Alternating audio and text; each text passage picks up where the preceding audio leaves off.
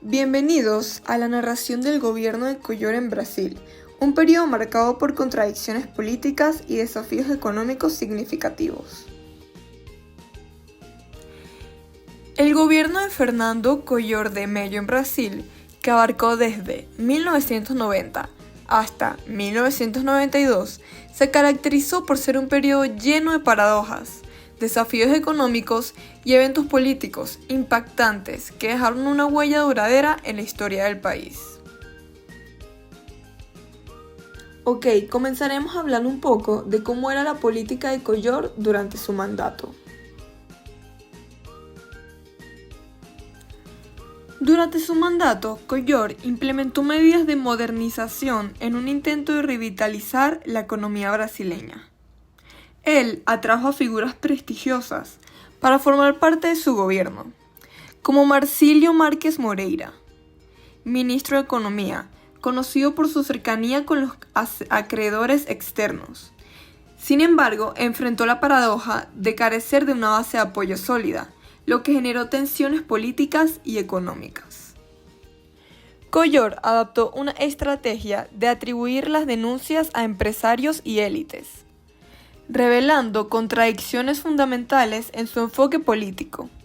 Aunque buscó modernizar el país, la falta de cohesión en sus políticas y su enfrentamiento con diversos sectores socavaron sus esfuerzos. El carácter modernizador del gobierno. El gobierno de Collor se propuso desmontar el viejo estado desarrollista y adoptar políticas económicas modernas. En este contexto se destacó la figura de Marcílio Marques Moreira, defensor de medidas como impuestos altos, liberación de precios y privatizaciones. Aunque estas políticas ganaron simpatías, también generaron críticas, siendo calificadas por algunos como el Plan Nada. La modernización se convirtió en un tema central del gobierno, para las contradicciones en su aplicación y los efectos sociales y económicos adversos debilitaron su aceptación entre diversos sectores de la sociedad. Fragilidad parlamentaria. A pesar de llevar a cabo una exitosa reforma ministerial, el gobierno de Collor enfrentó una fragilidad parlamentaria significativa. Dependió en gran medida de medidas provisorias, lo que marcó una tensión constante con diversos grupos políticos. Esta falta de una base sólida contribuyó a la inestabilidad política y a la dificultad de articular una defensa afectiva frente a las crecientes críticas. Collor intentó gobernar inicialmente sin depender completamente de los partidos políticos, pero sus medidas polémicas, como el congelamiento de depósitos bancarios, generaron resistencia en el Congreso. La reforma ministerial, aunque exitosa, no logró consolidar un respaldo político duradero, exacerbando su fragilidad.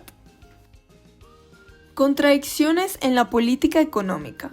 Las contradicciones en la política económica de Collor se hicieron evidentes a medida que intentaba modernizar el país. La implementación de políticas como impuestos altos y privatizaciones generó controversias y críticas. A pesar de sus esfuerzos por promover la modernización, estas contradicciones contribuyeron a generar descontexto social y político.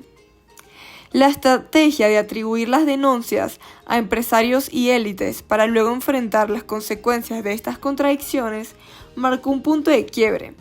Aunque Collor buscó establecer un rumbo claro para la economía, las tensiones entre sus políticas y sus consecuencias prácticas minaron su legitimidad. Política alternativa y desafíos económicos.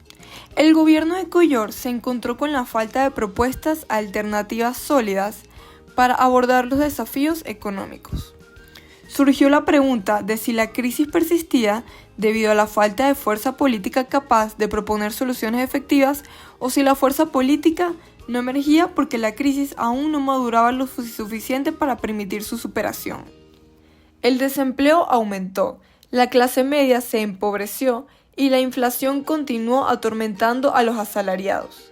A pesar de la insatisfacción popular, las fuerzas de izquierda no lograron consolidar propuestas alternativas con arraigo en la sociedad.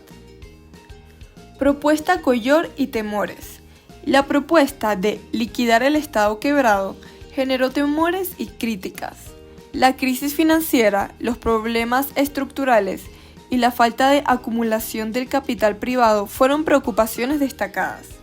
El intento de Collor de aplicar medidas radicales para revitalizar la economía planteó preguntas fundamentales sobre la viabilidad de su enfoque y las consecuencias a largo plazo. La retórica liberal de Collor, centrada en la necesidad de desarticular el antiguo modelo estatal, despertó dudas sobre la eficacia real de esta separación y sus posibles consecuencias para la salud económica del país. Perspectiva de Itamar Franco. La transición al gobierno de Itamar Franco marcó el final del mandato de Collor. Sin embargo, la incertidumbre persistió sobre si Itamar seguiría las líneas de Collor de manera más eficiente. La persistente estagnación económica, los problemas estructurales y la crisis financiera continuaron, planteando desafíos significativos para la nueva administración. Itamar Franco heredó un escenario económico y político desafiante, con la tarea de gestionar la crisis dejada por Collor y encontrar soluciones efectivas. La evaluación de su gobierno se centró en su capacidad para superar los desafíos heredados y establecer políticas coherentes.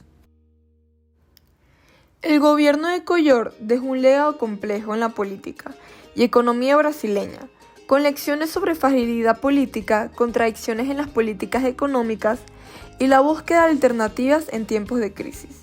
Su impacto se extendió más allá de su mandato, influyendo en la forma en que Brasil abordó los desafíos económicos y políticos en los años posteriores.